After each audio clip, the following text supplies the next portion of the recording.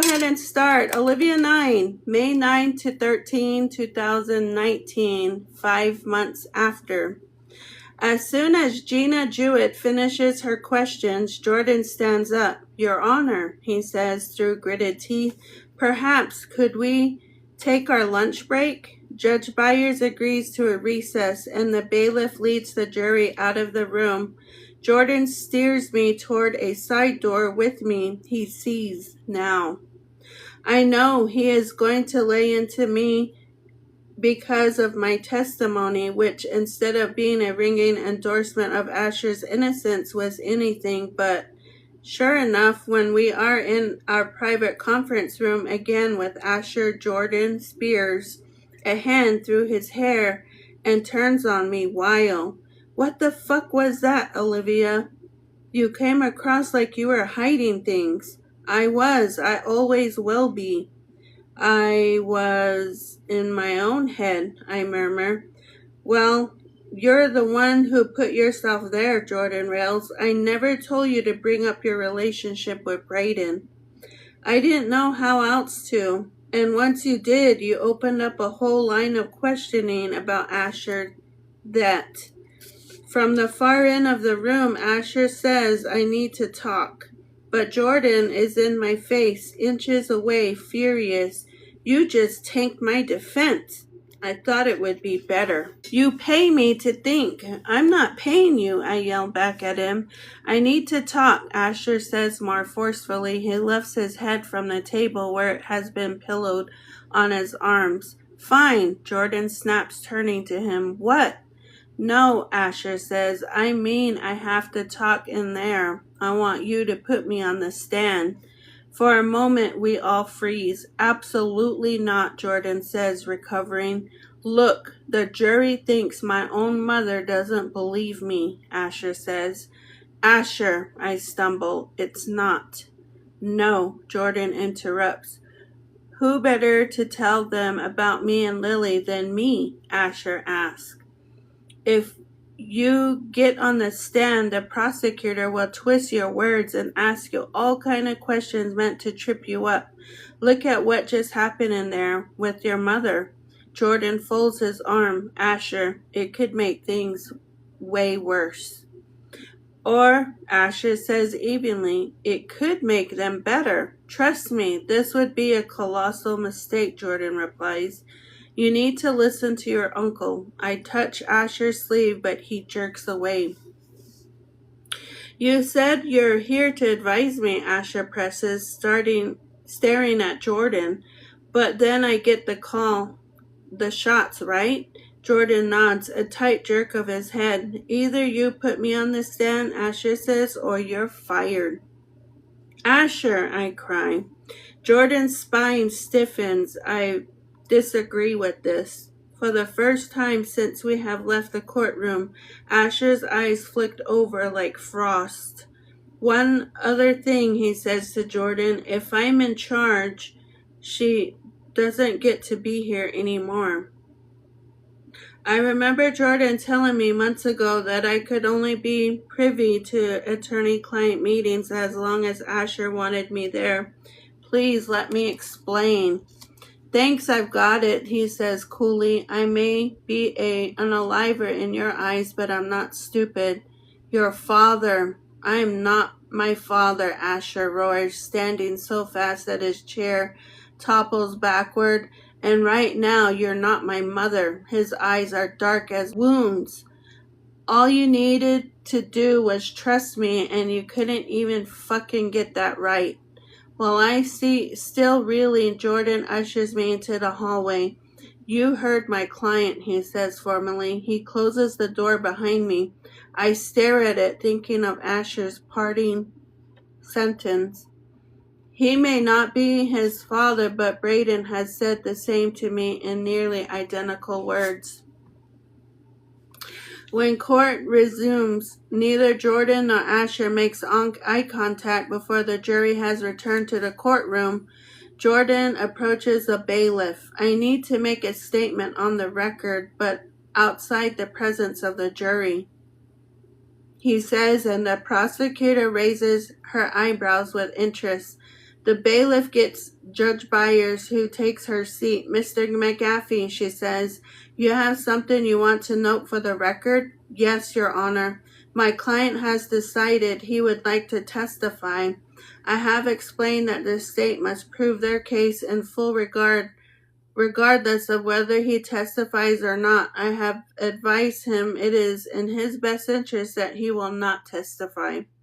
He glances over his shoulder at Asher. This is against my advice of counsel that he is taking the stand. The judge looks at Asher. Mr. Fields, is this correct? Do you wish to testify against your attorney's advice? Asher clears his throat. Yes, ma'am, he says. So noted, Judge Byer replies. 5 minutes later, the jury is seated and looking with curiosity at Asher. He is sworn in, and as I watch him place his hand on the Bible, I think about how we have never really been a religious family. A random Christmas or Easter service, but that's it.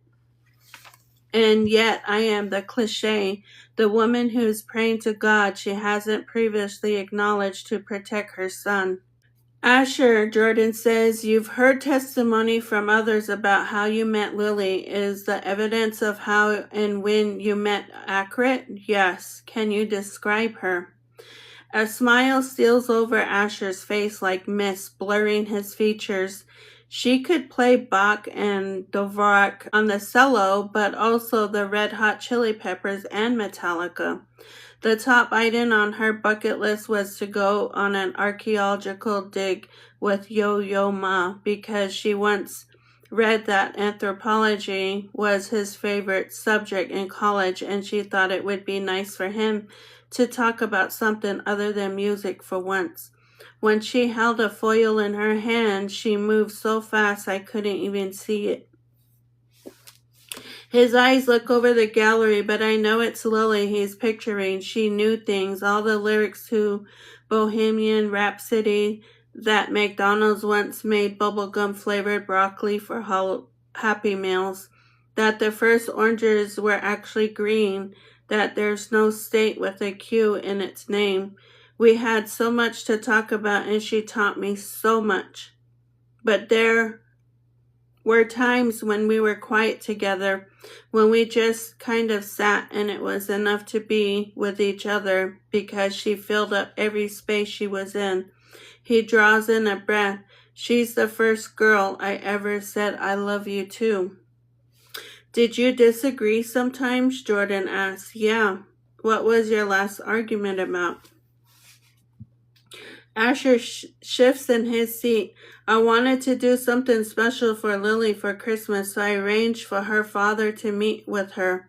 He says she hadn't seen him in a really long time. When you're missing a parent in your life and they actually want to connect with you, it's a whole lot better than having an empty space inside you. Even if the parent isn't perfect, he hesitates. I understand now that even though that's how I felt about my father, Lily's experience was different, but I didn't realize that then. How did she react? When she saw I invited her father here without asking her permission, she was pissed off. I tried to explain where I was coming from, but she told me I didn't understand. What was your response? I asked her to help me understand, but she wanted nothing to do with me. What do you mean? Jordan asked. Asher lifts a shoulder. She stopped communicating with me. She wouldn't even see me, even when I begged. So, Jordan says, she didn't confide in you? No. That was sort of a pattern for her, wasn't it? Objection, Gina calls. The judge purses her lips, sustained.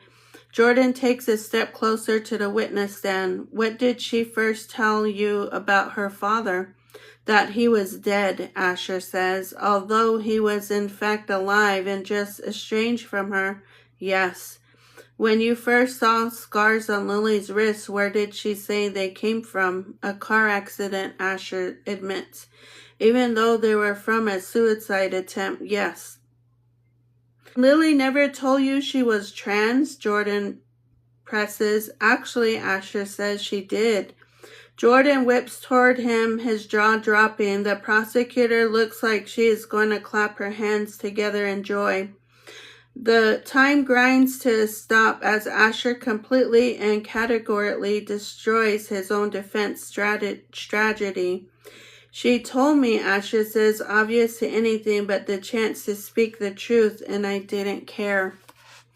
You're right about one thing, the prosecutor muses. None of us were there except for Lily, and she's unalive. She sits down, nothing further. Jordan is already out of his seat. A quick direct, Your Honor. When the judge nods, he approaches Asher. After Lily told you she was trans and you needed some time to absorb the information, did you discuss your feelings with her? Yes, Asher says. What did you say? Jordan is sweating profusely.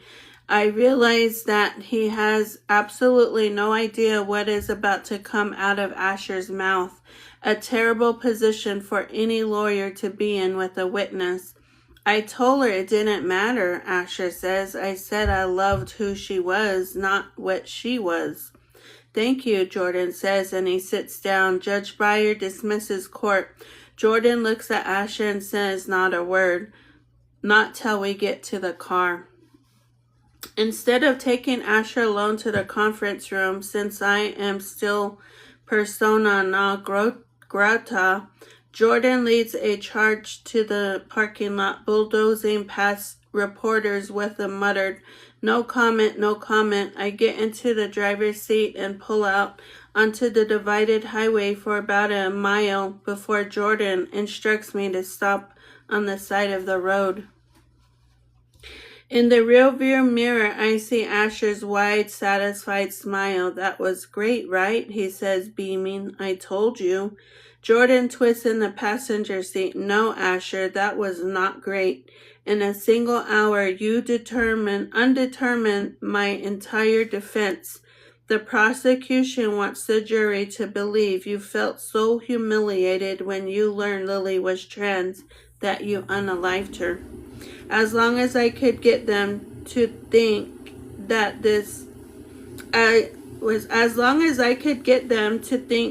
she never told you, then you had a chance of being acquitted. But you literally just handed the state the information they needed on a silver platter. But it's the truth, Asher says, confused. The truth has no place in court of law, goddammit, Jordan snaps. And since the prosecution said already painted you as an abuser and a liar, how good do you actually think your word is? None of us talk the rest of the way. There are a whole host of things that can destroy a bee's home. Wax, moth, larvae, the hive beetle, Verona mites. Bees can have their trachea infested with mites. There's American foul brood nosemia, black queen cell virus, sac brood virus, paralysis virus, deformed wing virus. Another threat to honeybees is colony collapse disorder, where entire healthy colonies of bees disappear almost overnight. CCD has been blamed on everything from electromagnetic radiation to pesticides to GMOs to climate change. The only thing scientists agree upon is the stress on the bees from some sources the underlying cause. When you see colony collapse disorder in a hive, it's eerie. There's honey and cop broad, but otherwise it's a ghost town. The workers and drones are vanished. The bees are gone, except for the queen, who stays behind and dies alone. On Friday, we have the first smoke of luck in the trial. Judge Byers comes down with food poisoning, and court is postponed until Monday. We find out when we are halfway to the courthouse in Lancaster, sitting shoulder to shoulder in the truck in uncomfortable silence. Back home, we retreat to our respective corners. Asher is still refusing to speak to me. Even after Selena's attempt at intervention, Jordan huddles over the dining room table, struggling to find something he might have missed in the discovery or witness testimonies that could exonerate Asher. Now that his defense strategy has been gutted, after walking on eggshells for hours, Selena announces that the two of us are going drinking. I can't remember the last time I was at a bar. Selena drags me to the only one in town, a dive called La Ches near the railroad tracks, with cheap alcohol and sad decor and even sadder clientele. I'm going to regret this in the morning, Selena says, pushing me my third martini. I don't even like martinis, but Selena says that right now my usual glass of wine isn't going to cut it.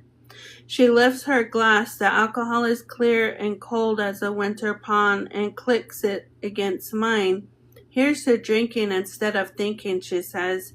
If you drink honey with your booze, I say my words a little slurred, you won't get hungover. Selena laughs. Where were you when I was in college? I shrug. Hangovers are caused by ethanol, I tell her. Honey's got potassium, sodium, fructose, all of which counteract that and makes the liver work faster to oxidize alcohol and sober you up. I take a long gulp. I fucking hate gin. She takes a glass from me, drains it, and summons the bartender. My sister needs a vodka martini, she instructs the woman. What doesn't honey do, she muses. Get people acquitted, I mutter, fishing the olive out of the empty glass and eating it. My son is going to go to jail and he won't even say goodbye to me. Technically, he'll go to prison, Selena says. Jail's when it's for less than 1 year. I glance at her, not helping. Right? Selena leans her eyes on the bar. You never know what a jury's gonna do, she assures me. They could acquit Asher just because he has nice eyes. Maybe Jordan will find something, I say. It's not over till it's over. Selena doesn't respond, and that's answer enough. She is Jordan's investigator. She knows the evidence better than he does. I look Selena in the eye. You know, Asher, you've known him his whole life. Do you think he's guilty? We both clam up for the moment as the bartender serves me my new drink. I think you're going to ask the wrong question, Selena says. When the woman moves away, good people do bad things all the time. Even Jeffrey Dahmer had a mother. Again, not helping, I say. What I mean is that you're going to support him whether he's living upstairs at home or in the state penitentiary. Even if he is convicted, Liv, he'll still be your kid.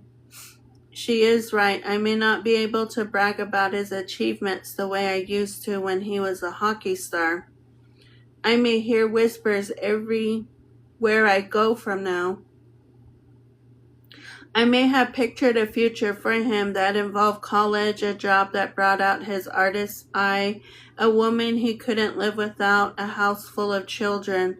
But just the fact that the arc of Asher's life may turn in a different direction doesn't mean I will stop loving him.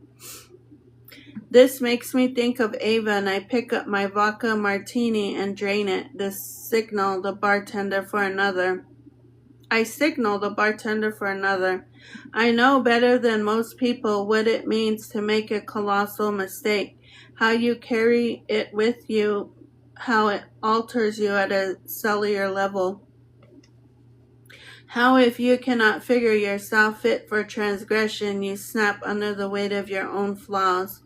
I also know what it's like to start over. Asher may not want me around right now, but he's going to need me.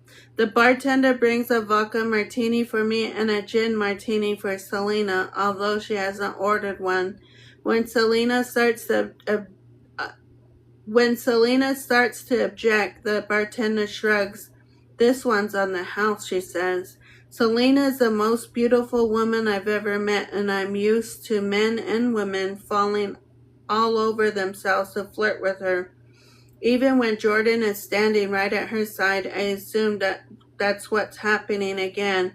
Par for the course until the bartender gestures to Selena's bare shoulder. where a dark bruise in the significant shape of a thumbprint stains her skin. I had a boyfriend who used to hurt me too, the bartender says. You should leave him. Her words shock me. I stare at Selena. Selena gazes down as if she has not noticed the mark until now. When she sees the horror on my face, though, she says, Olivia, your brother isn't like Brayden. He doesn't lay his hands on me unless I expressively invite him to. I recoil. Ew, I say, but as intended, her words divert my thoughts from the path they were on. She rubs her hand over her bare arm. Fucking endometriosis. When they did my hysterectomy, they took out my ovaries too and put me on estrogen. Ever since then, I bruise if I just bump into something. I don't even notice it anymore, she laughs. You didn't think Jordan would? Jesus, I don't think I've ever seen him swat a fly. I thought about Brayden, I say quietly. I thought that about Asher, but holy fuck. Selena slams down her martini glass. I just thought of something. Estrogen is part of the hormone cocktail Lily would have taken as a trans woman, right? What if that's why she bruised so easily? My head snaps up. You mean it might have had nothing to do with abuse, rage, Asher, Selena says, all the above. This was how we wound up at 1 in the morning, bursting into Asher's bedroom. We woke him up and asked him why Lily wasn't in school the day she unalived. Yes, she had been sick, but what were her symptoms? Fever, Asher said, disoriented, sitting up in the bed, headache, I think. Armed with that information, Selena whirled around and started down the stairs, furiously texting. I was left facing Asher, who took one look at me and then rolled over and pulled up the covers. By 9 a.m. on Saturday, Selena was connected with a Harvard doctor, a pathologist she used a date before Jordan. He agrees to take a look at Lily's autopsy report. Lots of people fall down the stairs, Selena explained, but not everyone winds up unalive. If there's a way to plant a seed of reasonable doubt in the jury that Asher isn't an abuser, and that Lily's bruising and unaliving had nothing to do with him, then Asher might have a fighting chance at acquittal. On Sunday, Jordan gets a text from Selena in Boston. Her pathologist will testify in court the next morning regarding his findings, which are different from Dr. McBride's. It is a Hail Mary pass, but it's also all we have left. Why are you frowning? I asked my brother. Isn't this good? She called him her pathologist. Selena never looks at anyone but you. I'm not worried about Selena. He took her out of the dinner to reminisce about old times. Jordan says I'm sick of everyone falling in love with my wife. But late that night, he sends the doctor's CVs to the prosecutor, alerting her of this new expert witness. And he knocks on Asher's door, presumably to tell him about these new developments. I am not in the room. Asher hasn't spoken a word to me since Thursday when he ordered me to leave. We have exited in a silent ballot, him choreographing his movements to elegantly avoid contact with me. Jordan prepares his questions for the pathologist. Asher hides in his bedroom. I wander the halls like a restless spirit. It's lonely as hell. If Asher is convicted, it's something I would have to get used to. But even if some miracle he acquitted, there's no guarantee he'll forgive me for believing the worst. Early Monday morning, we returned to court once again. Jordan asked the bailiff to not bring in the jury so that he can tell the judge he has a new unlisted witness for the defense. After an hour's delay so that the prosecution has a chance to interview the pathologist and prepare a cross-examination, Jordan calls Dr. Benjamin Allway to the stand. His credentials are impeccable, a Harvard professor who studied at Yale and Stanford Medical School and did his residency at UCLA. He practices as a forensic pathologist in the Office of the Chief Medical Examiner in Boston and is also the director of the autopsy service at Mass General. I wonder if he knows Braden. Have you had a chance, Dr. Allway, to review the autopsy report of Lily Campanello and the slides from the autopsy performed by Dr. McBride? Jordan asked. I have indeed. His voice is deep, his eyes wise and focused. Jordan presents him with the autopsy report, which has already been entered into evidence. At the bottom of the last page of the report, do you see the opinion of Dr. McBride regarding the manner and cause of death of Lily Campanello? Yes. Do you share his opinion? No. Dr. Allway says, not quite. Can you elaborate? The autopsy indicates an extensive area of scalp hemorrhage along the right temporal area extending from the orbital ridge posteriorly to the perineal area, about 10 by 4.5 centimeters after the removal of the skull cap. The subarachnoid hemorrhage covered roughly 40% of the right frontal parietal brain, with another focus of 2 centimeters in the right temporal white matter. He sees the faces of the jury and adds sheepishly, as you are looking at me the way my son does when I tell him that Dire Straits was the seminal band of the 20th century, allow me to break that down. In layman's terms, it means there was a surprising amount of blood in and around the brain. The amount of blood recorded would be consistent with a skull fracture, but the CT and X-rays didn't show one. In the absence of that, it means something else is going on.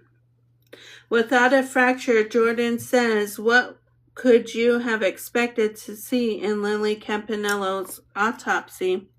A contracoup injury. If she had actually unalived from the brain bouncing back and forth in the skull, she would likely only have had a tiny bit of bleeding on the opposite side of the brain.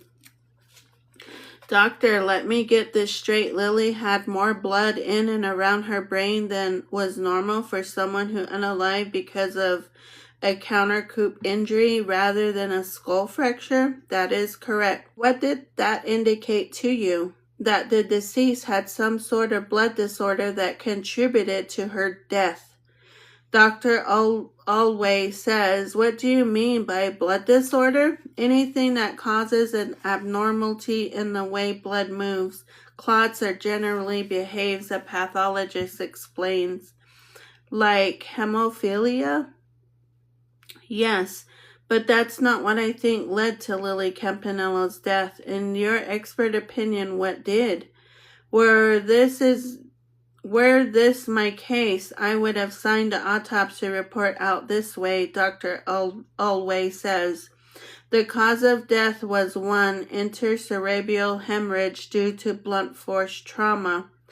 2. Thrombotic microangiopathy, extensive, consistent with TTP. Jordan holds up his hands. Whoa, whoa, whoa. English, please. The deceased suffered a blow to the head that led to an extensive brain bleed due to an underlying blood disorder called TTP. Thrombolytinic papa. Oh my goodness, these words, you guys. It's a disorder where platelet clumps form in a small blood vessel. As red blood cells pass by these clumps, they get sheared.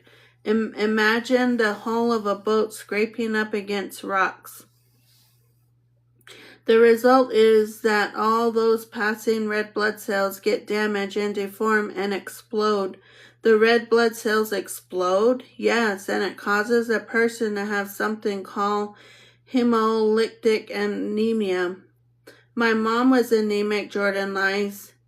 She took iron pills. Is this the same kind of thing? No, it does. No, it looks different from that kind of anemia, and it's much more life-threatening. In fact, to scientists, you only see this kind of anemia in two specific underlying conditions, TTP and DIC, disseminated intravascular coagulation. But DIC almost always has a precipitating cause, like severe infection, cancer, and pneumonic fluid embolism. My understanding is that the deceased had none of those, which means it could be illogical to deduce that she had TTP. What happens to a person who has TTP? Jordan asked. When you have platelets clumping together, it means that there are fewer platelets in other parts of the body to help with clotting. As a result, someone with TTP will bruise very easily. He or she often has bleeding under the skin. In fancy pathologist speak, we call that petiae. Petiae. Little clusters of tiny round brownish red dots. Someone with TTP would also have low counts of red blood cells due to the way the cells break down.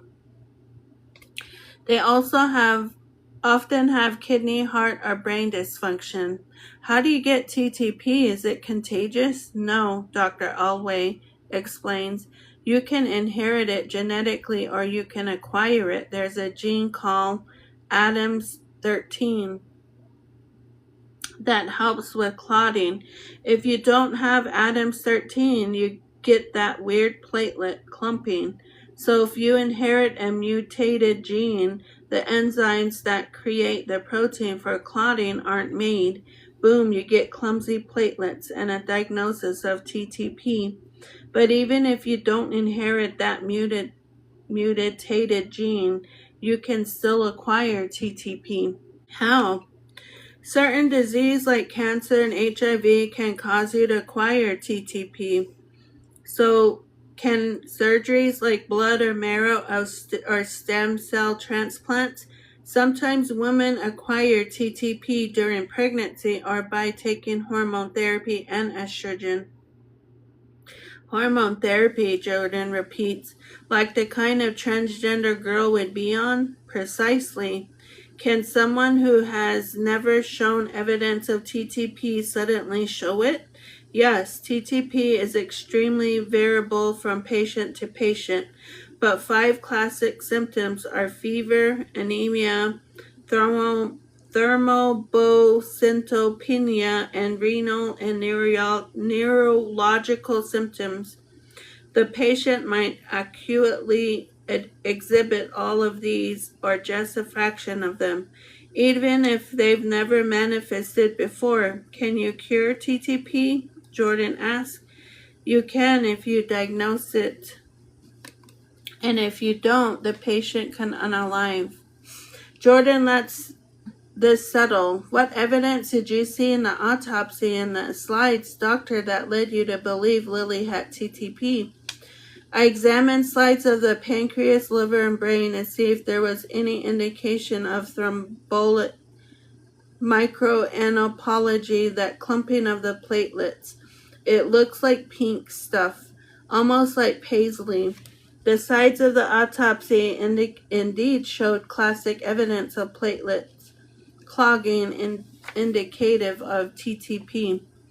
Is that something a medical examiner might have overlooked? It happens, Dr. Alway says, shrugging. especially if you're not thinking to look for it. The degree of thrombosis is different from patient to patient, which means that at first glance, the microscopic size of the organs might not have seemed unusual. And yet, if the medical examiner had looked more closely, he'd have seen evidence of TTP. Did Lily's body show any of the other calling cards of TTP?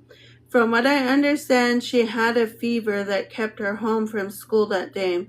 She had no evidence of renal failure. I can't speak to neurological abnormality. What about those petaic, the little dots? Wouldn't that medical examiner have noted those? Jordan asked. There were no pedicate found on the deceased body. However, the cadaver was 24 hours old at the time of autopsy, and they could very well have faded and gone unnoticed if you didn't know how to look for them. Not seeing pedicate in and of itself would not discount having TTP. Are there any further tests that could be performed to prove the diagnosis of TTP in Lily Campanello? If the medical examiner had retrieved some blood serum during the autopsy, tests could have been done, but that only would have happened if TTP had been suspected prior to death. That isn't possible now, since no serum is available. If someone had undiagnosed TTP, Jordan asked, what would happen if you grasped her arm? She'd bruise easily. Having TTP means your platelets aren't doing what they're supposed to do. For that reason, bruising occurs even when pressure is applied at a low threshold. You mean a girl with TTP might wind up bruised even if she was barely touched? Yes, exactly, the pathologist says. You testified that one of the hallmarks of TTP is neurological symptoms, Jordan reiterates. Could a girl with undiagnosed TTP get dizzy and stumble even in a familiar place like her own bedroom? Absolutely. The central nervous system could cause that. In fact, seizures occur in and about 20% of TTP patients. Could this girl with undiagnosed TTP be athletic and graceful one day and feel dizzy the next? Yes, with the onset of symptoms. Could a girl with undiagnosed TTP have accidentally fallen down the stairs? Yes. And could that fall, particularly on wooden stairs, cause blunt force trauma? Yes. In the circumstance of this case, Jordan says, stringing the beads together, if Lily Campanello fell down a flight of uncarpeted steps and struck her head on a stair thread, could the fact that she had undiagnosed TTP have led to a brain hemorrhage that would have produced an abnormally large amount of blood for a skull that had not been fractured? Objection, Your Honor, the prosecution calls. We are not living in a fantasy world of hypotheticals. Judge Dr. Elway has been qualified as an expert witness in pathology, and I am asking questions about a possible cause of death in a particular case, Jordan argues. You may answer the question, Dr. Elway, judged by your rules. The pathologist nods. Yes, that is exactly what I expect to find. In fact, it's really only explanation for the excessive amount of blood within an unfractured skull. A brain hemorrhage would be more severe in a person with undiagnosed TTP. If Lily was unaware of her condition and not receiving treatment for TTP, could she have become dizzy and fallen down the uncarpeted stairs, hit her head, bled excessively into the brain, and subsequently unalive? Yes. In that scenario, is the boyfriend of the girl with TTP involved in any way? Objection, the prosecutor says, rising from her chair. Sustained. Withdrawn, Jordan says glancing at the injury, nothing further. If Lily was unaware of her conditions and not receiving treatment for TTP, could she have become dizzy and fallen down the uncarpeted stairs, hit her head, bled excessively into her brain, and subsequently unalive? Yes. In that scenario, is the boyfriend of the girl with TTP involved in any way? Objection, the prosecutor says, rising from her chair. Sustained. Withdrawn, Jordan says, glancing at the jury. Nothing further. On the car ride to court, Jordan had explained the history of the legal concept of reasonable doubt. It traces back to United Kingdom to jurist William Blackstone, who said in the 1700s, it is better that 10 guilty persons escape than one innocent suffer. This idea was meant to protect not only the defendant but also the jurors. Since only God can judge a man, is it a moral sin for jurors to convict the wrong person? It is, therefore, the prosecution's responsibility to remove reasonable doubt in the mind of the jury. The fun fact, though, Jordan says, is that there's no formal jury instruction that defines reasonable doubt. So if you can produce a different theory and alternative explanation of a series of events believable enough to lodge in one juror's mind, then they legally should not convict your client. Should not, he'd said. Not well, not. The prosecutor is up and moving towards Dr. Olway before Jordan takes his seat. If Lily had TTP, would it change the cause of death? He considers this. It would still be blunt force trauma to the head with massive underlying brain hemorrhage caused by that trauma. The only difference would be the additional evidence of the blood disorder exuberating the hemorrhage.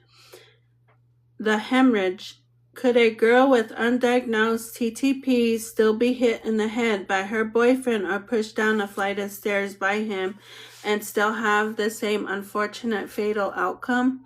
Objection, Jordan calls. Sustained. But the pathologist doesn't have to answer for Gina Jewett to have made her point. Nothing further, she says. I look at the jury. Some of them are writing on their notepads. Some are looking at Asher with open suspicion. Jordan stands. Your Honor, he says, the defense rests. After the jury is sent out, Jordan and Gina Jewett speak with the judge about jury instructions. Selena, who has been sitting beside me, heads to the restroom. I lean forward until I am only inches away from Asher, who remains facing forward, watching the conversation at the bench, patiently ignoring me. When I sense someone taking the empty seat beside me, I turn. Mike Newcomb is in there. His hands balance on his knees. How are you holding up? I try to smile but fail. I've been better, I admit. He nods, then glances toward the counselors at the bench. Judge Byers is on her feet, pacing, shoeless, listening to the lawyers in turn. First time I ever testified in court, Mike says. I went down in flames. He shakes his head. I'd been a cop for maybe 3 months. My partner pulled over and searched a guy he thought looked suspicious. Guy was clean, and when he got back in the car, he stood in front of our cruiser to take down the license plate. My partner drove forward and hit the guy. In the official report, he said the guy jumped in his car and that the car was in reverse at the time. I was too new and too scared to contradict him, but in court I panicked and could barely speak, but much less give testimony. You don't know real shame until your own AAG asks if you have a head injury. What happened? Partner got fired for testifying, as they called it. I got a desk assignment for 3 months. I lost my son's trust, I murmur. So I guess I win. He considers this for a second. I lose shit all the time, he says after a moment. But you know it always turns up. He pats the arm of the chair. You mind if I sit here? It's a free country, I say, shrugging. But maybe not for Asher, not for long. Judge Byers is still in her stocking feet, pacing behind her chair as she addresses the jury. Asher Fields, she says, has been charged with first-degree murder. A person is guilty of murder in the first degree if he purposely causes the unaliving of another. Purposely shall mean that the actor's conscience object is the unaliving of another, and this is an act or acts in the furtherance of that object, were deliberate and premeditated. She looks at the 12 men and women, letting them process that a person convicted of unaliving in the first degree shall be sentenced to life imprisonment and shall not be eligible for parole at any time. A shudder runs down my spine. I imagine what it will be like to watch Asher growing old behind bars. I glance across Mike Newcomb's profile to the other side of the gallery where Ava Campanello sits, and if she can feel the heat of my gaze, she turns and looks directly at me. Your verdict needs to be unanimous, the judge says. You need to listen to everyone else's opinions, but come to your own conclusions. How ironic. Keep an open mind, but shut it once you've decided. We are now going to hear closing arguments from the attorneys, beginning with the defense and ending with the state. The judge says, slipping into her chair again. Mr. McGaffey. Jordan rises. Ladies and gentlemen of the jury, he says, I'm going to start with the law and finish with the facts. In every criminal case in this country, the state has the burden of proving every element of the charge and proving them beyond a reasonable doubt. That means if you have any reasonable doubt about Asher's role in this tragedy, you must vote not guilty. If the law is about reasonable doubt, I think then, conversely, what do I know for sure? The evidence that you've heard describes a relationship between Asher Fields and Lily Campanello. It began with mutual attraction and blossomed into mutual respect. What I know, once upon a time, this boy fell hard for a girl. They went to school together. They went to movies and out to eat. They shared texts and calls and private moments. They became intimate. What I know, there is no punishment that could be worse for Asher than the loss of Lily. But unlike in many other relationships, the girl told the boy she was transgender. And then what happened? The prosecution would like you to believe that Asher felt betrayed and lashed out angrily. Instead, he showed great maturity. He thought about what she had told him and came to the conclusion that he loved who Lily was, not what Lily was. He again showed great maturity by trying to get her to reconcile with her estranged father. The state wants you to connect the dots one way, but is it possible to connect them in an entire different way? What I know, you don't remove from your world the one person who feels it. What I know, Asher can't be guilty. I feel this certainly flood me like a light switching on. The prosecution made this case about Asher's deceit, but there's one thing he has consistently told the truth about: his feelings for Lily. You know, Jordan says, when I was a kid, I was fascinated by optical illusions. I'm sure you have seen them. The vase that, when you blink, looks like two people in the conversation. The wavy lines on a page that looks like they're moving. There's one where you think you're seeing a profile of young ladies until someone says, no, look again. It's a hag with a hooked nose, and once you see it, you can't unsee it. Today I'm asking you to blink. I'm asking you to see a completely different scenario from the one the prosecutor has directed you to see. Because the evidence you have heard proves there is a scenario in which there wasn't a struggle, but instead a sick girl with an undiagnosed condition called TTP. One whose acute onset led to dizziness that had her staggering around the room, knocking over furniture and falling tragically to her unaliving.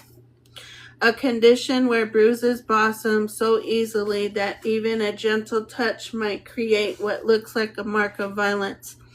A condition where a blow to the head during a fall might lead to a brain bleed and instant death. A situation where the defendant was not an abuser, was not arguing, was not lying, only grieving like he's told us all along. He turns, focusing on Asher. Blink and see what I see, a boy who fell in love with a girl. He sits down beside Asher. The prosecutor rises and addresses the jury. Mr. McGaffey makes compelling use of words, doesn't he? But then again, so do fiction writers. Strip away his pretty talk about optical illusions and you see the bare facts of this case. And what we have proven beyond a reasonable doubt in this romantic tale he's trying to sell you about doomed lovers. There was dysfunction throughout. They fought with each other. You've seen the text. There was abuse. You've seen the bruises. One day after they had sex, Lily revealed to the defendant that she was trans. They were already in a volatile, combative relationship, and this was the last straw. The defendant, a boy who is easily provoked, realized he had sex with someone who deceived him, someone who was born a boy, and that, ladies and gentlemen, pissed him off enough to tell Lily that this ends now. She turns, gesturing toward Asher. At the start of the trial, I painted a picture of a defendant who lied, who was abusive, who fought with his girlfriend, and who was found with her unalive body. But now we know why this particular fight was different. Asher Fields was so furious about finding out his girlfriend was transgender. He felt so humiliated that he was consumed with rage. Ladies and gentlemen, you see this happen before your eyes in court when he felt betrayed by his friend Maya. Imagine that anger being nursed for weeks, ratchet up. Imagine him going to Lily's house to confront her, to teach her a lesson. But you don't have to imagine the rest, because we've given you proof that Asher feels unalived Lily. Not in a crime of passion, but as a bona fide hate crime. Objection, Jordan yells. Asher was not charged with a hate crime. Gina whips around. None of us knew the victim was trans when we started, except for your client. Enough, you two, Judge Breyer snaps. Can't we get through the closing? She looked at Jordan. Sustained. Turning to the prosecutor, she adds, the attorney will address the court or the jury, but not the opposing counsel. Finally, the judge looks at the jury.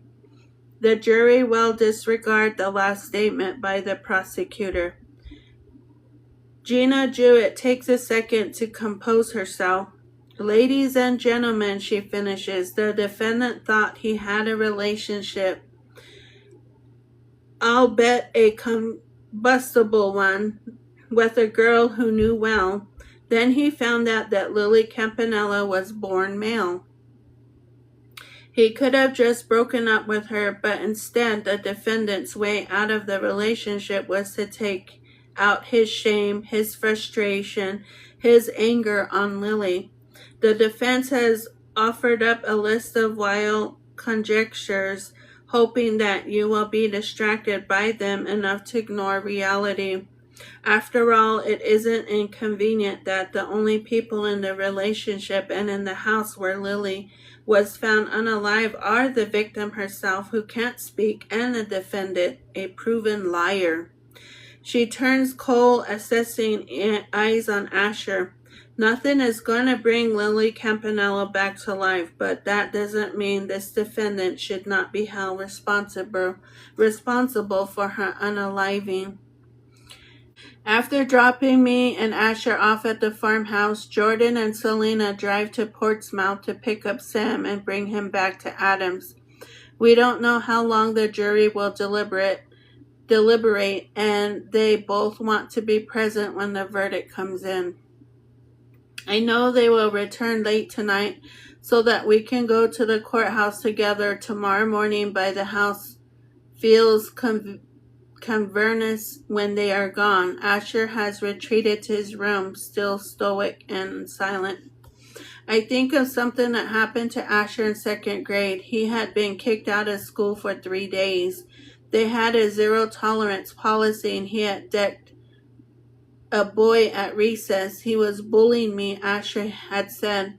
Not the other way around. I listened to the principal drone on about what was tolerated at this school and how it was not an auspicious beginning for Asher.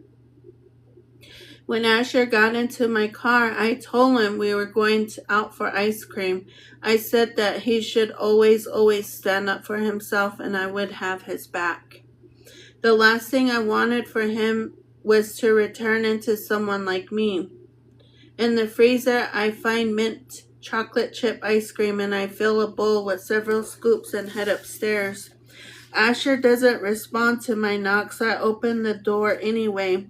He looks at me holding the bowl. I'm not hungry, he says, his voice clipped. Okay, I reply, and I sit down on the edge of the bed. I don't want you in here. Well, last time I checked, I still own the house. He pushes himself up on the bed and yanks his headphones from his ears. Jesus fucking Christ, he says. Leave me alone. No, I say evenly. I will do almost anything for you, but that is one thing I cannot do. Could have fooled me, he says bitterly. I cleave the ice cream with the spoon. Do you remember the time you were kicked out of school in second grade? He gaze slides to mine. Yeah. Me too, I simply say. He grabs the bowl from me and takes a mouthful, which is, I realize, an olive branch. I watch him eat a few bites before he glances up at me again. I wish you'd remember a little sooner, he says quietly, still hurt by my testimony. I guess the pathologist changed your mind. I shake my head. It wasn't the pathologist. It was realizing that my doubts had very little to do with Asher, everything to do with my own experience. I think about how the first night I stayed at Braden's apartment, he already had bought 2 toothbrushes, one soft and one medium, because he didn't know which one I liked. I believed at the time that he was being considerate. Now I know he was being calculating. No one thinks of you that way I do. No one cares about you as much as me. I used to believe the best of people, I say haltingly. He studies me, the spoon falling to the bowl. Why didn't you even talk to me about what Dad did? Oh, Asher, I say, because I was afraid you'd think it was my fault. Like he did, you thought I was like him. No, I correct. I hoped you weren't.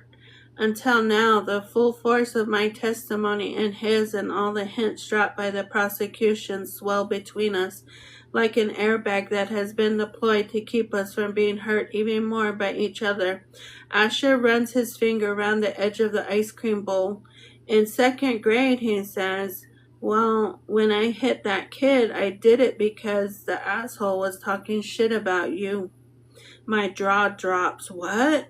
His mom worked in dispatch in the police department. He heard her say you moved here because you were a punching bag.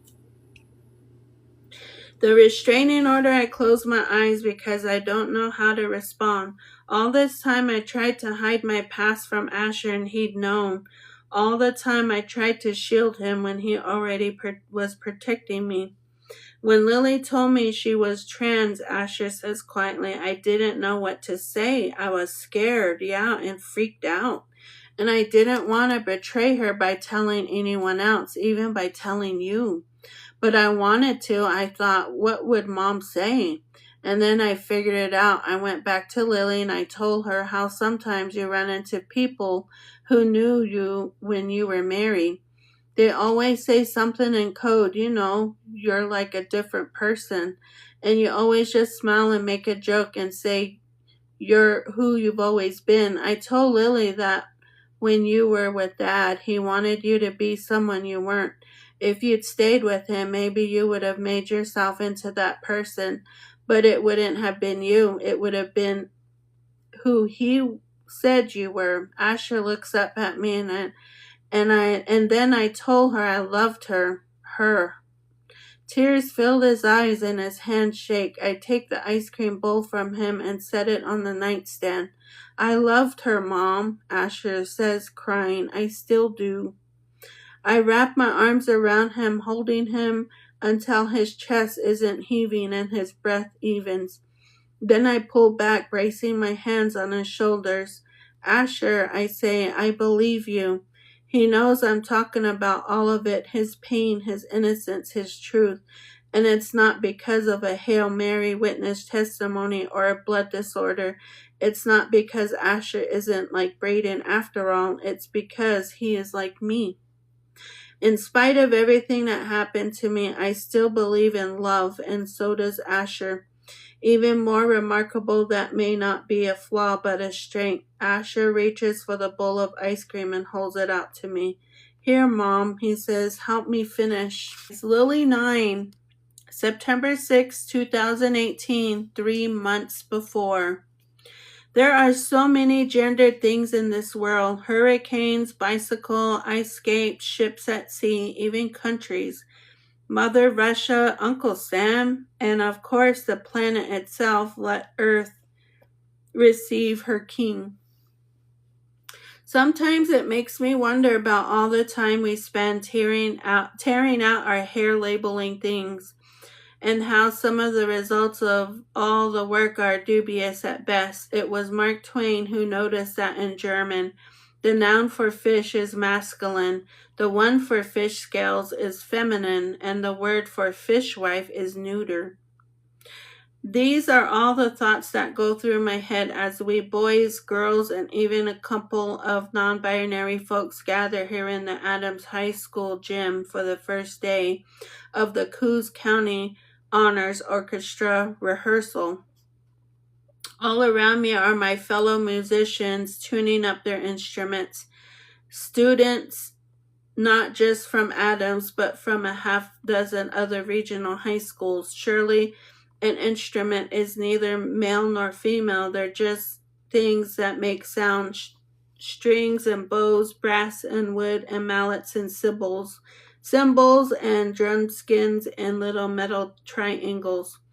And yet all you have to do is look around at these musicians to see the way that even sound is gendered.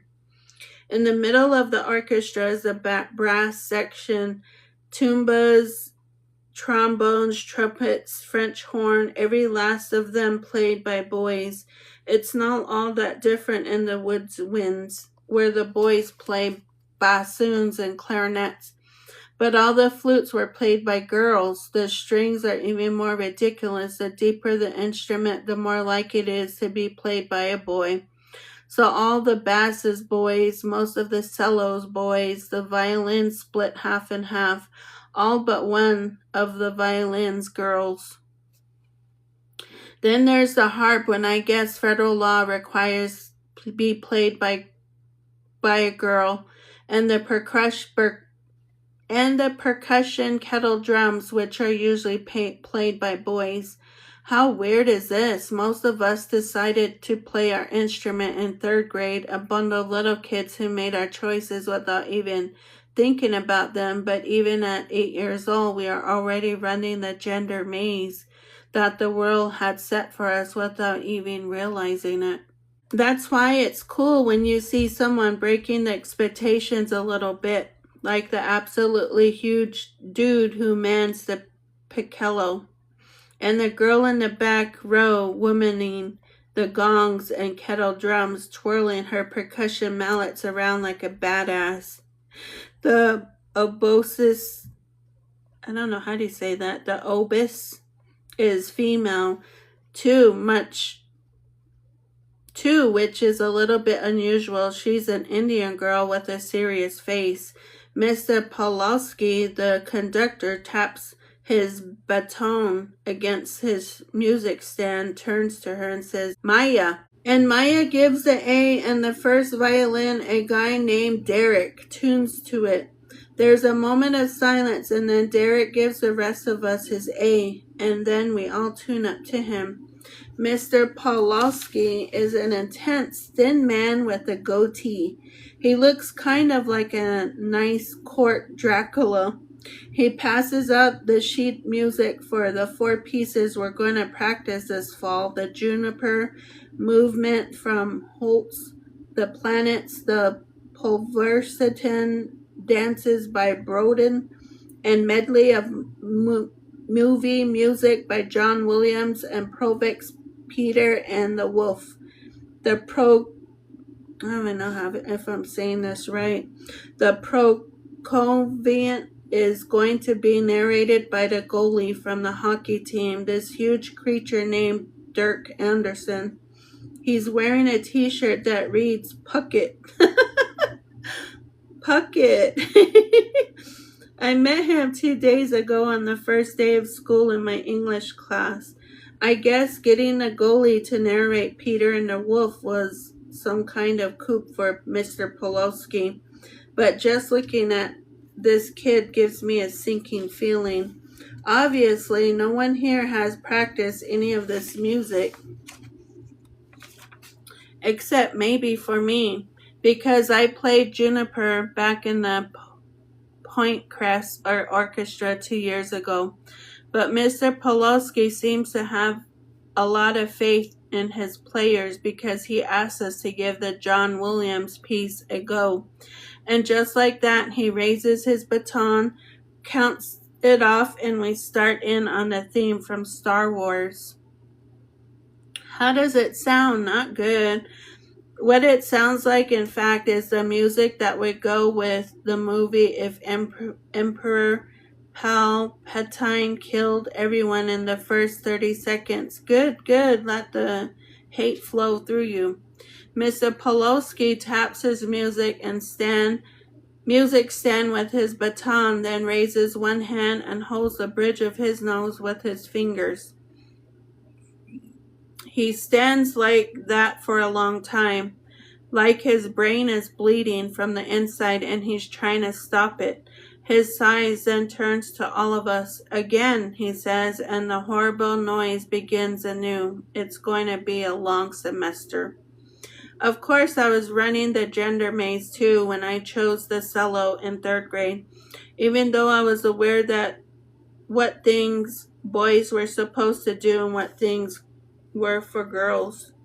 My parents had already started having fights about me. 3rd grade was when my father said that I couldn't wear a dress outside the house. I think his exact words were, "This shit has to stop somewhere." I didn't really understand what difference it made what clothes I wore. On the weekends, then I went with my mom to the farmer's market. The cheese lady would tell me how pretty I was. She's going to break some hearts someday, she said. I was wearing blue jeans and a t-shirt, but no one thought I was a boy. Not unless my father was with me and he made it very clear I was a young man. It wasn't about my clothes, so what was it people saw when they laid eyes on me and said, "She's gonna break some hearts"? Was it just my hair, which I like long, or was it something in my spirit that they sensed? That fall was when we first chose our instructions for the orchestra. I knew I was going to play cello from the first moment I ever saw one. Like I said, cello is usually an instrument that boys choose, but I wanted it anyway. Was it because of the sweet sound it made that it's the string instrument that most duplicates the human voice, or was it the shape? So like the hips and shoulders of a woman. It's a good thing I found the cello that year, because third grade was when I first felt the world closing in on me. I remember one weekend calling my friend Jimmy Callanan on the phone, asking him if he wanted to come over and play video games. Jimmy said, "No, I didn't feel like it really." I said, I could understand if he was doing something else or if he wasn't feeling well or something. But Jimmy clearly wasn't busy. He just didn't want to hang out with me. After I hung up, I sat in the kitchen trying to understand what happened. Mom came in and asked me what was wrong. "I have no friends," I said, and burst into tears. "Oh, Liam," she said, holding me, "I'm not sure that's true." But it was. I had stopped getting invited to other boys' birthday parties. On weekends, I just lie around playing Zelda or practicing cello hour after hour. I got really good with cello as a result, maybe because I have a good ear. Mostly, though, I was just driven by loneliness. I held the cello in my arms and let her form the sounds I felt so keenly in my heart, but had no other way to express. Then one day my mother came home early from the park. I was in the living room practicing scales. "Liam," sang out Mom, "I have something for you." I looked up and there she was, framed in the doorway. In her arms was a puppy, a black lab. My mouth dropped open. I ran to my mother and then I held the puppy to my face. He licked me, my nose filled with a great puppy smell. I was so grateful my mother had seen how lonely I was and got the little dog to save me. It was great to have Boris. I loved him, but it was even better to have my mom there, she said. "Now you have a friend." I'm packing up my cello after rehearsal when I hear a voice behind me. Early one morning, she says, "Peter opened the gates and went out into the big fucking meadow." I turn and there, grinning from ear to ear, is Dirk Anderson. "How am I doing?" "I don't think that's how it goes," I say. "Yeah," says Dirk. "Well, maybe you could teach me." He takes a step closer. "I'm Dirk." "I know," I say. "I'm Lily Campanello. I'm in your English class with Mr. Jameson." "Fucking chopper, man," says Dirk. "He's gonna bust my balls." I'm not sure how to reply to this. "Are you good at English?" he asks. He gives me this look that almost makes me feel sorry for Dirk. It seems it's not good. It would seem is not good at English. "Good enough, I guess," I say, closing the final latch on my hard case. Maybe you can help me out this semester," says Dirk. "You could help me and I could help you." And he keeps closing the space between us, and I take a step back, another step, and I'm going to be up against the gymnasium wall. "Hey, Lily," says Dirk. "If I said you had a beautiful body," he can't believe how clever the thing is. He's about to say, "Would you hold it against me?" I'm wondering if Dirk has enough of an IQ to realize what an idiot he is when all at once a guy I've never seen before steps between us. "Dude, what are you doing?" he says. He's beautiful, tall, curly hair, green twinkling eyes. He whispers, "Play along." "What does it look like I'm doing, Fields?" "I'm turning on the charm." "Too late, Dirk," says the guy, and he slips an arm around my waist. "She's mine." He turns to me and nods. "You want to go?" "Okay," I say. I grab my cello, and the two of us head out of the gym, arm in arm, leaving Dirk behind. "You owe me You owe me one, Asher, shouts Dirk. We pass through the double doors of the gym, and now we're in the hallway where Asher or feels lets go of me and says, "Look like you needed a lifeline there." "Asher, you're gonna be late for practice again," says Maya. "The obis coming over to join us?" "Oh, you're the sick Celis." She sticks out her hand. "I'm Maya." "Lily Campanello," I say. "Lily," Asher repeats like he's savoring a candy tucked into the side of his cheek. Maya pokes Asher in the side. "How did you meet the new girl before me?" "I didn't officially. I rescued her from Dirk." "Ugh," says Maya. "Can you believe he's gonna be in our faces all semester?" He's narrating Peter and the Wolf. "What's his deal?" I ask. "His deal," says Maya, "is that he's a mouth breather." "Killer goalie, though," says Asher. He looks at his watch. Damn, I'm late." "See you this weekend," says Maya. "Always," says Asher. "It was nice to meet you, Lily," he adds, and then heads down the hall. We watch Dirk come through a second set of doors, and he and Asher laugh at something and walk away together, like they are best friends. So I say to Maya, "Are you two?" It takes Maya a second to realize what I'm hinting at. "Me and Asher?" She blushes from the neck up. "God, no." We're walking down the hallway now, turned into the parking lot where my mother is supposed to be picking me up. "I can always tell when someone's serious about music," she says. "Like you, you're hardcore." "I've been playing since 3rd grade, I admit." "Me too," says Maya. "Maybe we could do some duets sometimes, unless you're afraid of ODing on the Nerd Factor." "I don't think it's possible for me to OD on the Nerd Factor," I say. "I knew I liked you." Maya laughs. "Do you know the Eugene Boza piece for oboe and cello? Why don't you come over to my house this Saturday? We can play and eat dinner with my mom and watch a show or something."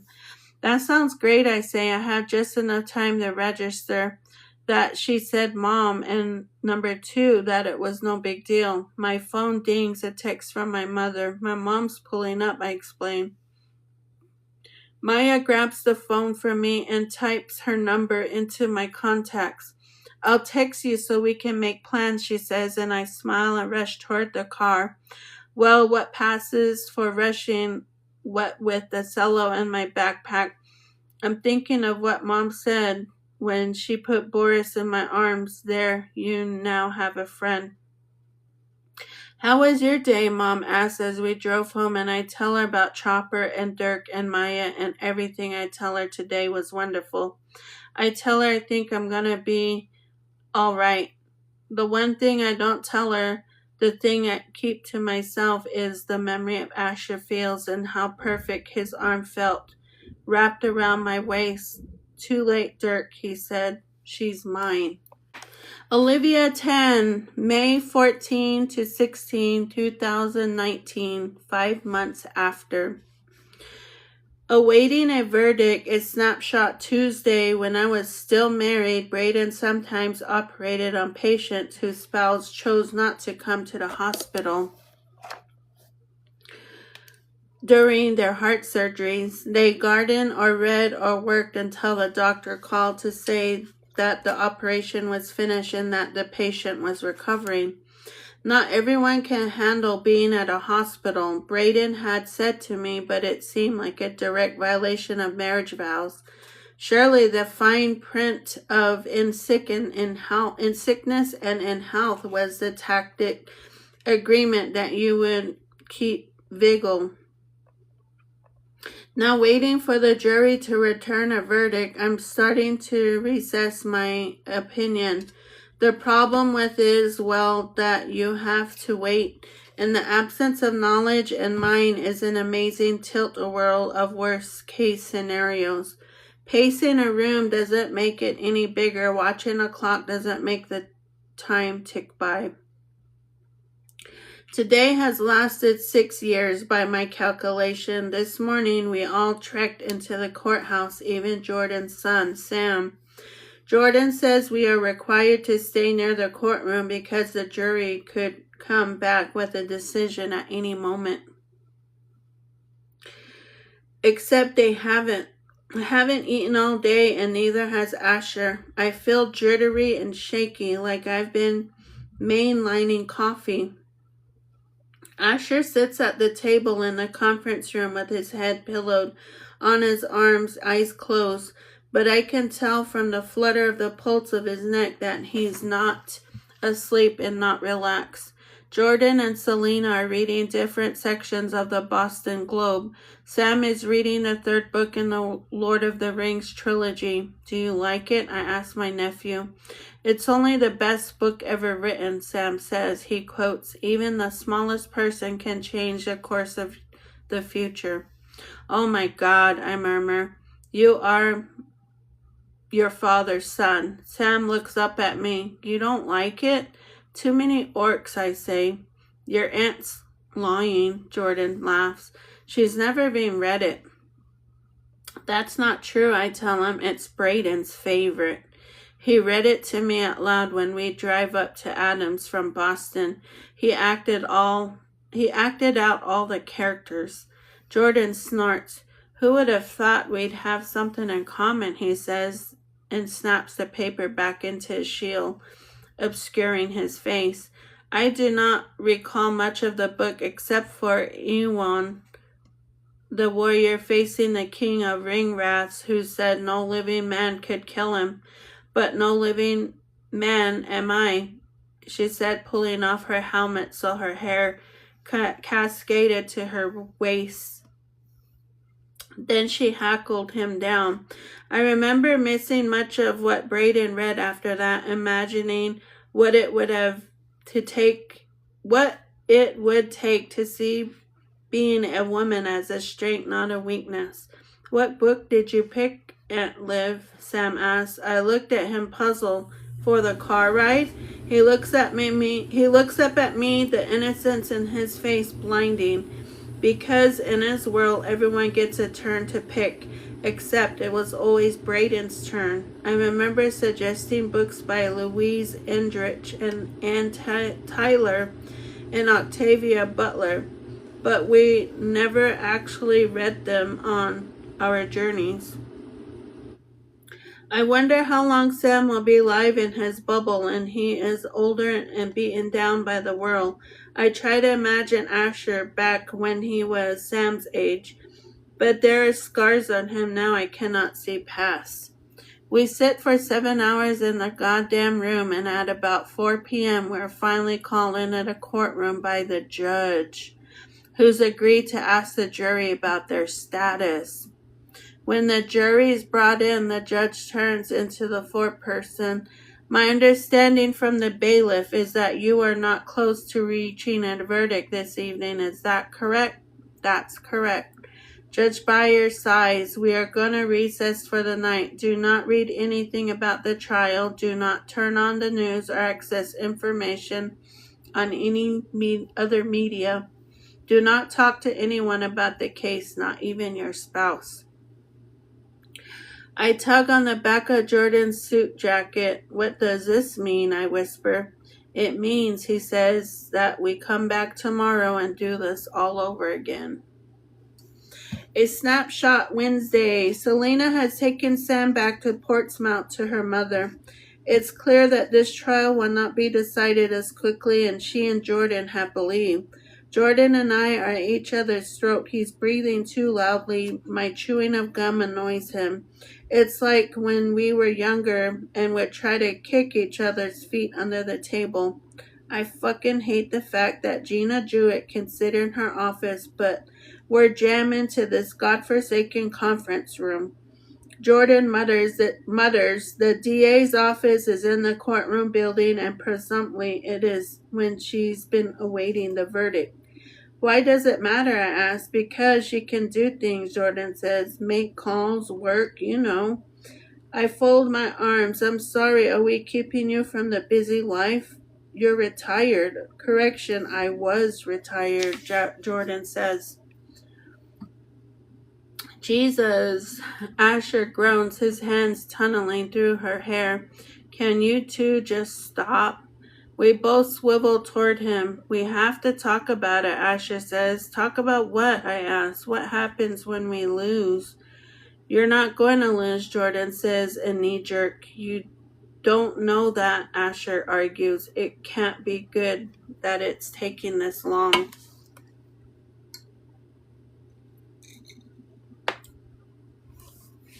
Is that what you're worried about? Don't be. There was a case in New Haven where a guy was found guilty of unaliving after 6 minutes of jury deliberations. You're saying it's good that it's taking this long? I ask. I'm saying that there's no way to know. Asher stands up until he is face to face with Jordan. He has a couple of inches on his uncle. I want you to tell me the truth, he says quietly, about what's going to happen. He doesn't have to explain what he means. If you're found guilty, the penalty will be prison. Jordan hesitates. For life? A muscle clenches in Asher's jaw, but he doesn't even blink. If that's the verdict, we will appeal, Jordan explains. But Asher, I do not think that's going to be the outcome. I have 35 years of experience trying cases, including the worst mass unaliving in New Hampshire history, so you need to trust me when I say I think your case went well. By comparison to Peter Houghton, who killed 9 classmates and a teacher, I think Jesus Christ. A snapshot Wednesday night. After another day of unproductive deliberations, we drive home. There is no food in the house. Dinner is canned soup and toast and honey. Jordan, waiting for Selena to return, dries dishes while I wash. Were you telling Asher the truth? I ask. He nods. I'm not psychic, Liv. I can't promise him that he'll get acquitted. A jury is 12 total strangers. I have no idea what they're thinking. He completely wipes down a bowl. They say that when a jury files into the courtroom, you can tell what they're going to say. If they refuse to make eye contact with the defendant, it's a guilty verdict. If they do look at him, it's not guilty, but that's basically an old wives' tale. I take the bowl from his hand and set it into place on a cabinet shelf. What I do know, Jordan says, is what they should be thinking based on the evidence. If they're doing their job, then Asher's got a good chance. I know, I didn't think it was going to take this long, I tell him. Either way. Just then, Selena bombs into the kitchen. She drops her keys on the counter and brandishes a bottle of Tito's. You know what passes the time, she says? Shots. A snapshot, Thursday dawn. I can smell the skunk before I see the evidence. The odor, rafting in ripe, rank waves on the spring breeze that blows from the hives toward the house. With my hat and veil and smoker, I head out to check the damage before I get ready for court. Sometimes skunks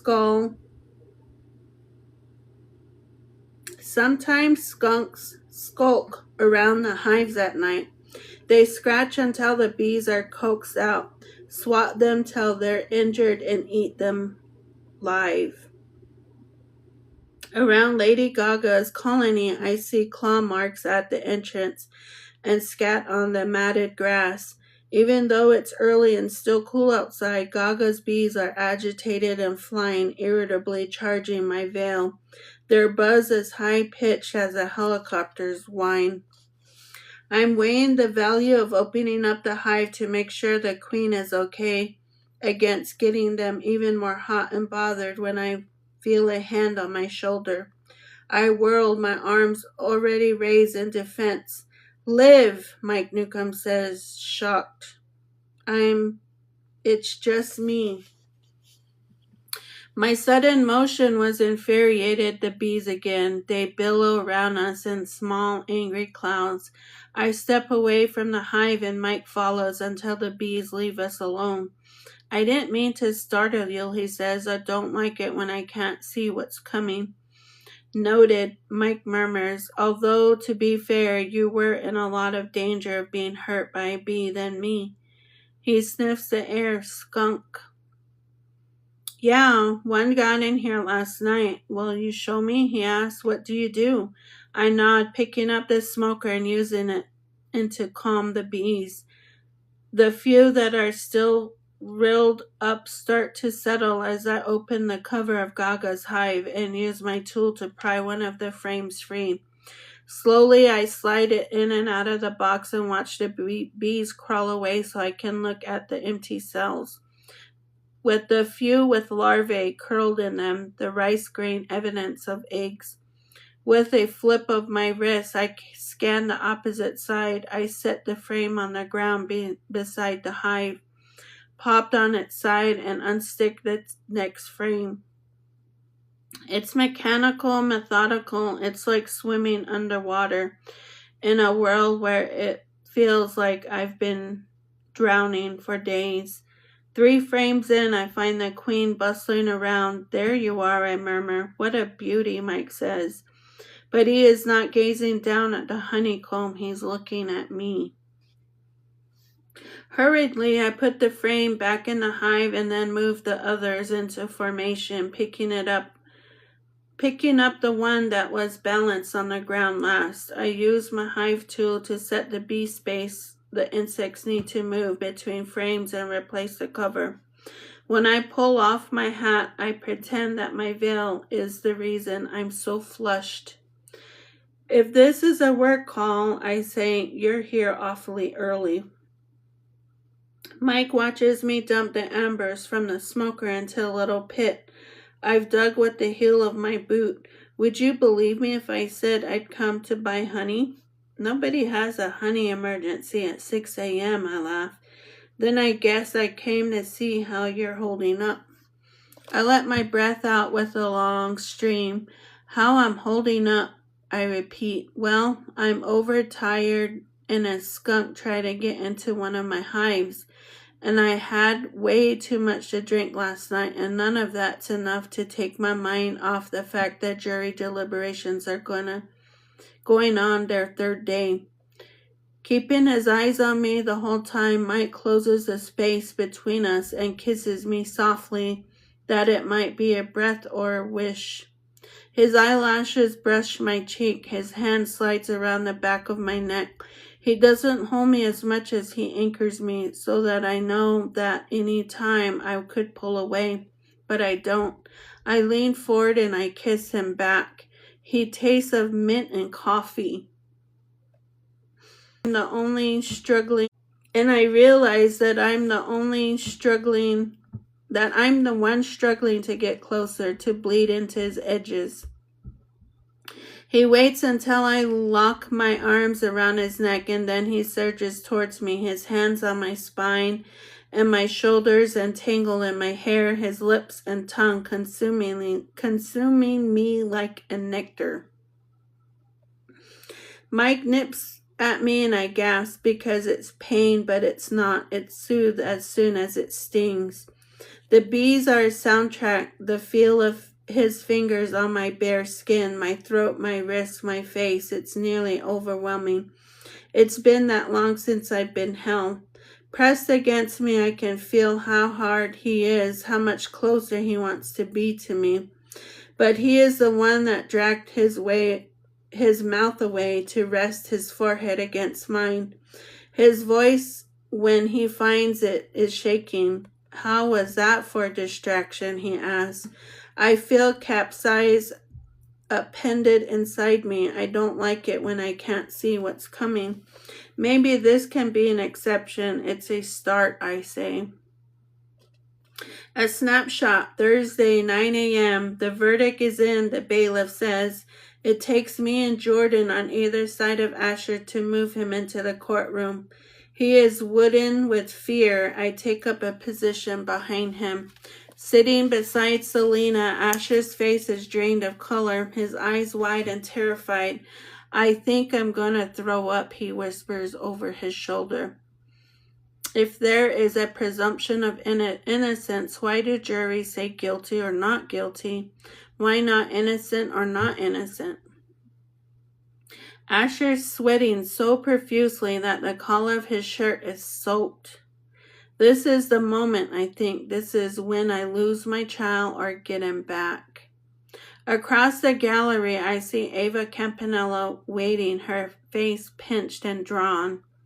Judge Byers is pacing around. Let the record reflect that the defendant and his attorney are present, along with the state represented by his attorney. I have been notified by the bailiff that the jury has sent a message that they have reached a verdict. She nods at the bailiff. Please bring the jury in. I think of what Jordan said, and as each member of the jury enters, I scrutinize their face. 11 of them sit down in the box and stare straight ahead. Fuck. The 12th jury looks directly at Asher. Madam foreperson, the judge asks, has the jury reached a verdict? We have, Your Honor. Judge Byers turns to Asher. Mr. Fields, she says, please rise. When Asher stands dragged upright by Jordan, I grab Selena's hand. To the charge of unaliving in the first degree, how does the jury find? The foreperson turns to the judge. We find the defendant not guilty. The courtroom explodes, reporters racing outside to file their stories, Jordan folding his arms around, stunned. Asher, Selena smothering me with a cry of delight. Dimly, I'm aware of the judge banging her gavel, thanking the jury for their service, just discharging them. She turns to Asher. Mr. Fields, the jury has rendered an unanimous verdict of not guilty, and thus the charge of unaliving the first degree is dismissed. You are free to go. She smacks her gavel. Court is adjourned.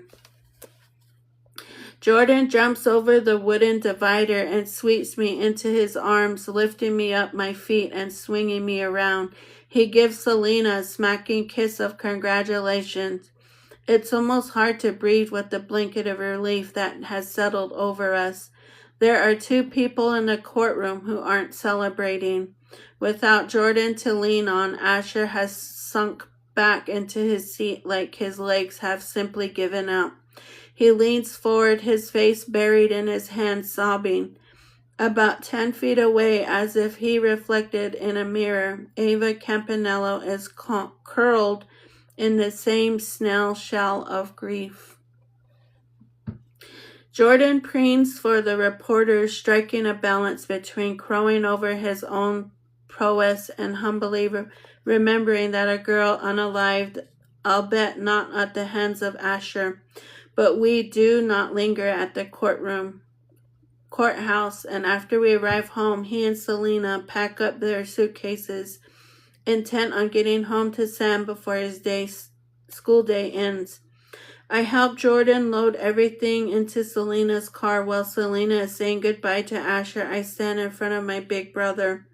Well, I say, consider your debt clear. Debt? You may not have saved me from Braden, I tell him, but you saved me now. I saved Asher, he corrects. You still get a freebie. He folds me into his embrace, and I tuck my head under his chin and try to not cry. What happens now? I whisper. Now you get to be Mom, Jordan says. He's gonna need you. I nod. Thanks, Jordan. I'd say any time, but let's not do this again, shall we? Then Selena hugs me while Jordan claps Asher's on the back. Here's the thing, I hear Jordan say. When you've lost someone, being acquitted doesn't make it hurt any less. So if you want to talk to someone other than your mother, well, I wouldn't be averse to breakfast at Chili's, say once a month. Asher's lips twitch. Good to know. But your pain, Jordan says, since I took this case pro bono. He grins at Selena, ducks into the passenger seat of the car. Remember, Asher, he says, You have a lot of people looking out for you. Asher nods and Jordan turns to me one more time.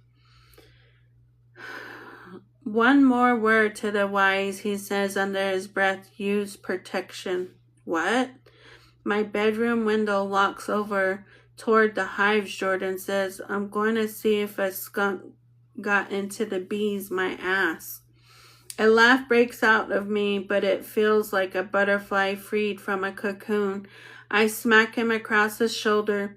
You're officially overstayed your welcome, I joke, but all the same, I stand on the porch and watch him drive away, and I cannot see the car anymore.